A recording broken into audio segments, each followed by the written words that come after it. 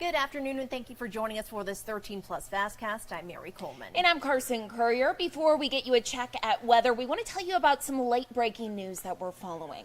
Yeah, let's bring up some of that video there. 14-year-old girl who had been missing for nearly a week has been found safe in Phoenix. As we've been telling you, police say Carly Cardenas ran away from her home with a boy she met online. You can see her picture here.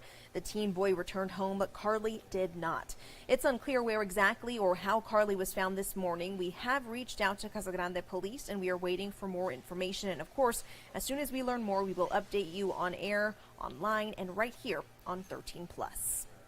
Turning now to a check with weather, we have meteorologist Corey Kowitz here with us. And Corey, we're dealing with that excessive heat. Also, could be breaking records today, possibly. Goodness. Well, how about this? We have tied already our record for heat, right? Oh, exciting. No, not that exciting, guys, I know. But it's just historical. Put it in a context like that. We just don't see heat like this time of the year. 105 is what we got up to so far today. It could get hotter. Record is 105, as you can see. So we tied it. We got a chance to possibly break it. This is what the current temps are looking around like statewide. 106 Casa Grande, 91 in Sierra Vista, 99 Douglas, 105 in Phoenix. So, yeah, it's pretty hot out there. But let's transition a little bit to our radar. You can see a little bit of action going on, a little bit more active than what we saw yesterday. So you see, we got kind of two things going on. We got that little cloud layer with some really light showers that's lining from northeast to the southwest, trying to move into Tucson. So maybe that could give us a little cloud cover, may dampen the temps, right? We may not get above that 105 marker because of that little cloud layer trying to move in. We also got a bit of storm activity in the extreme southeastern portions of the state as well. Let's check out our chances for showers and storms. You can see just 20% is the highest chance you're going to get for these storms, right? They're very widely scattered, and a lot of it that you're seeing on the radar might not be reaching the ground, right? So, if you see rain on the radar, doesn't mean it's getting to the ground because it is very dry at the surface. Let's time out your temps and showers and storms.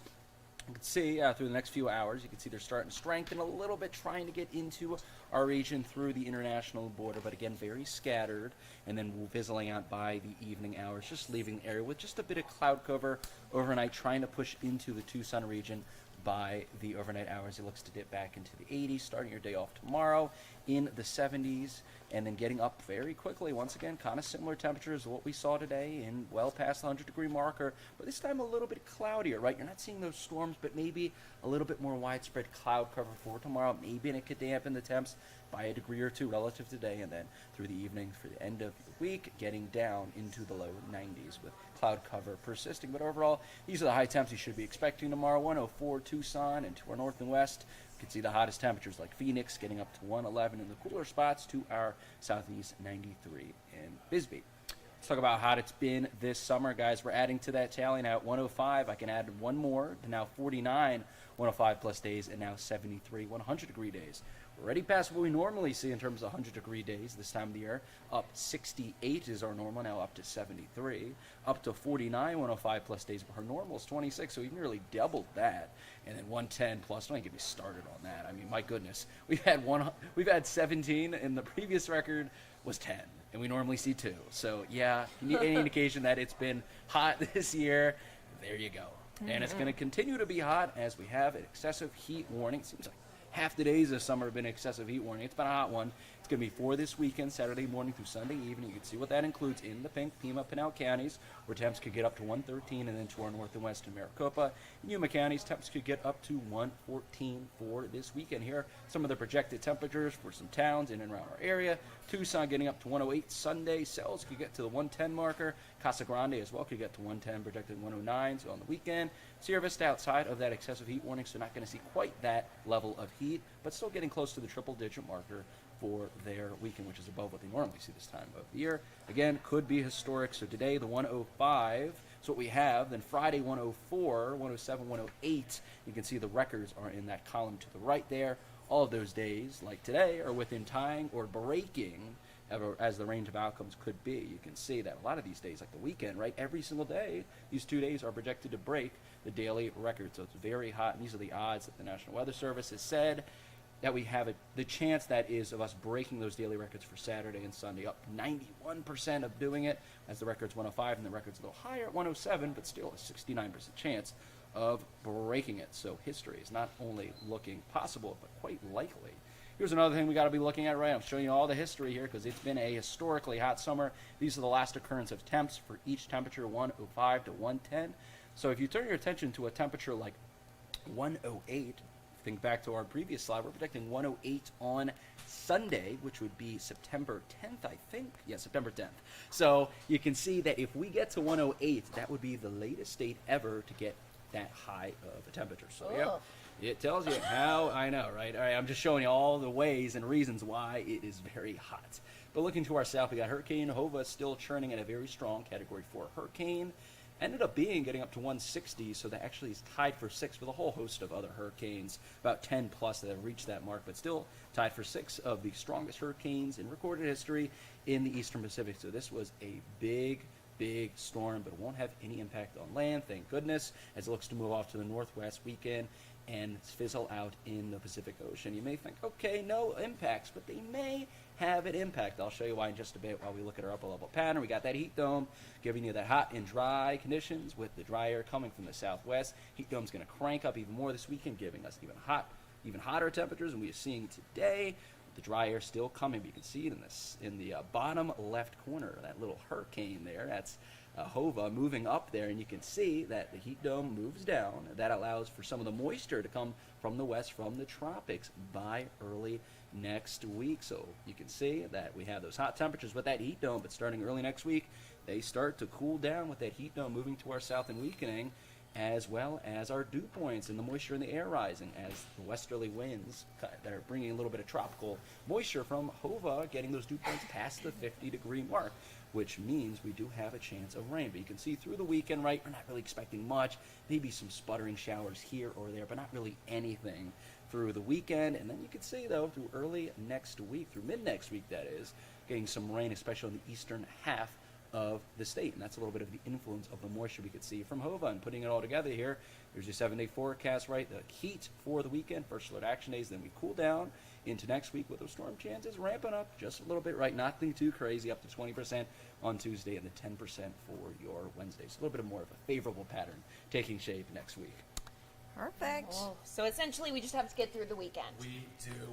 And hopefully this will survive. be our last bout of excessive heat. Let's hope so. Yeah. Crossing our fingers. Definitely. Thank you, Corey. And let's switch now to some national stories. A judge sentenced that 70s show star Danny Masterson to 30 years to life in prison today. 30 years exactly for the rapes of 2 women 2 decades ago. A Los Angeles Superior Court judge handed down that sentence to the 47-year-old after hearing statements from the women about the trauma they experienced and the suffering caused by the disturbing memories in the years since. Now, the judge sentenced the actor after rejecting a defense motion for a new trial that was argued earlier today. The sentence was the maximum allowed by law. It means Masterson will be eligible for parole after serving 25 and a half years, but could be held in prison for life. And former President Donald Trump's lead Georgia attorney has notified the Fulton County Superior Court that he may move to transfer his case out of state court and into a federal one. Former White House Chief of Staff Mark Meadows testified last week in his similar attempt to be tried in a federal court. Meadows and his legal team hope to show U.S. District Court Judge Stephen Jones he carried out his official duties of his federal employment as Trump's Chief of Staff. Jones has not made a ruling on Meadows' case. Of course, we'll keep watching this for you. We will update you with any new information. And we are covering the latest developments about the inmate that escaped from a Pennsylvania prison. Now, this happened about a week ago. And take a look at some of the video that we are getting to see now. The moment Danilo Calvicante crab walked up the wall to the roof of the Pennsylvania prison, dropping down the other side. The inmate then pushed through multiple layers of razor wire to escape the Chester County prison. County officials said this escape is nearly identical to another inmate's escape at the exact same spot just 4 months ago. Court documents describe how that inmate also climbed a wall in an exercise yard and pulled himself onto the roof of the prison.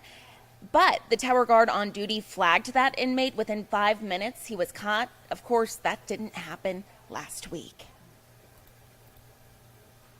The tower officer did not observe nor report the escape. The escape was discovered as part of the inmate counts that occurs when inmates come in from the exercise yard.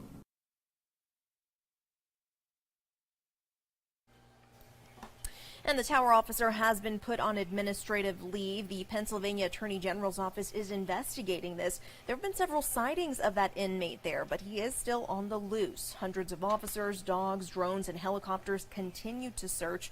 Police have created roadblocks, checkpoints, and often issuing warnings. Authorities are asking the public not to approach that man. Instead, call 911.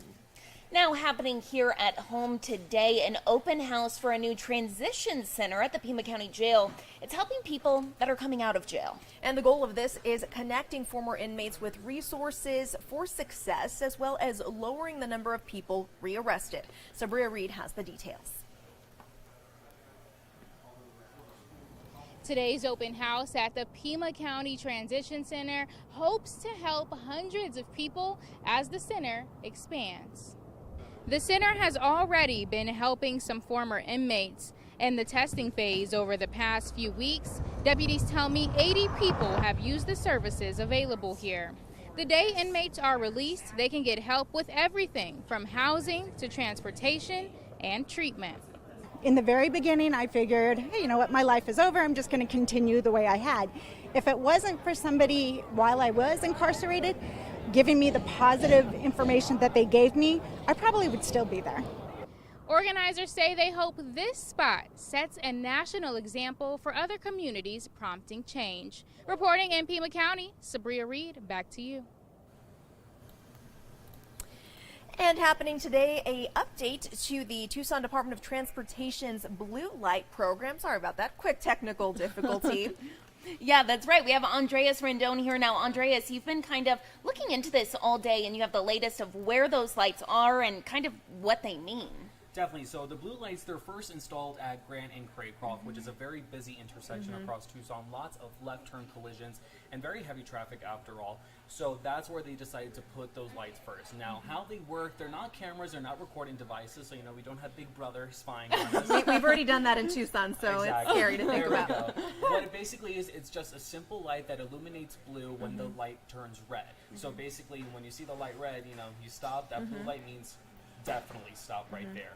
It definitely helps to just increase safety overall in these intersections, and another big part of it is safety for officers. So they get to look at that blue light because it's visible on all four corners, on all sides of the intersection, and they get to observe the intersection from a distance. So in case anyone, happens to cross that red light or, just do another violation at that intersection, the cop will be able to be aware of it and then do their duties from there. So it's really all about safety. Yeah. And kind of,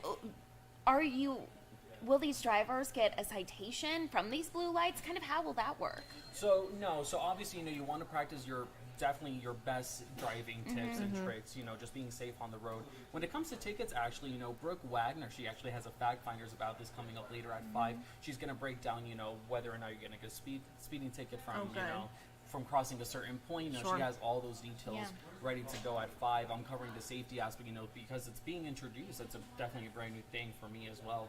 So, just definitely covering all of that. So we have a lot more of that coming up later today. And what time's your story? My story is at 6 o'clock, but Pathfinders is at 5 o'clock. Okay. And of course, we can always see that as well at KOLD.com. At KOLD.com, on air and online. There you go. Thank you, Sandra. Thank you guys so much. Also happening tonight, our very own Catherine Patterson looking into an increase of independent voters here in Pima County. Absolutely. Here she is with a look at what's going on. Hey guys, I am currently out on the field working on a story about the upcoming election season. The presidential primaries are less than a year away, so we already know who's running, but the question now is who is voting? Well, according to the state of Arizona voter registration, there are more independents on the ballot than any other group, including Republicans and Democrats. Now, this is a big deal for a couple of reasons. One, independent voters are statistically shown to not show up in big numbers to the polls. Only around 28% vote during the presidential election. But number two, when they do show up here in Arizona, they've determined who has won. In 2016, they delivered Trump's win and Biden's win in 2020. I'm speaking with an expert in political science at the U of A about how this could impact the presidential primary and who we may see on the debate stage. I'll have more on this at 5, but of course, if you miss it, it'll always be on our website at KOLD.com. Back to you guys.